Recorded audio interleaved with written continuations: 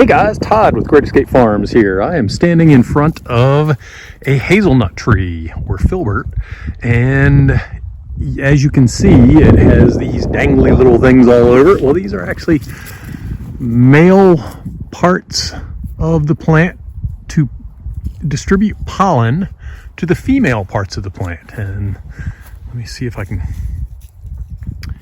get a female part in focus here. I hope I can. At the end of my finger there, I'm hoping this shows. Let me see if I can get it in the sun there, but this is the female part. It just has the little red thing sticking out.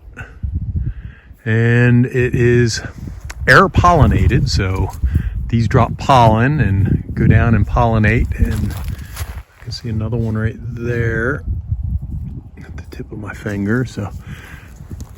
And I have these close together, so hopefully they cross-pollinate and mix up the gene pool a little.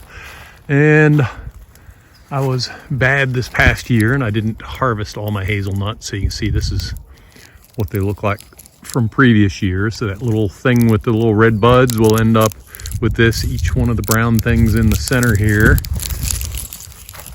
is a nut. Let me see if I can get one out. Now at this point, these nuts aren't any good, because they've been out here all winter. Whoops, that one rolled right off on me. There. So, lots of little nuts here. They wouldn't be good for me, but they're probably still good enough for rabbits and squirrels and other stuff, although I'm surprised that the squirrels haven't come up here and got any out of it yet. So I have several hazelnuts throughout the yard. I have this one, that one, and that one right there. If you notice, a number of these are looking kind of rough.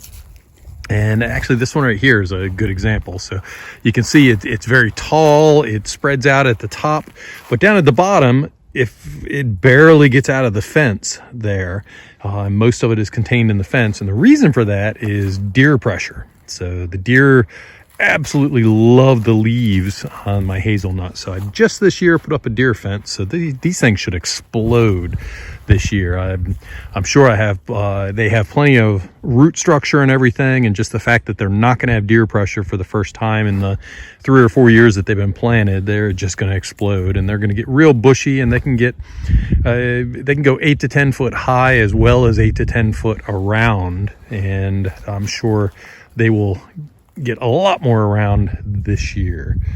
So just wanted to point out to you the blooming hazelnut here.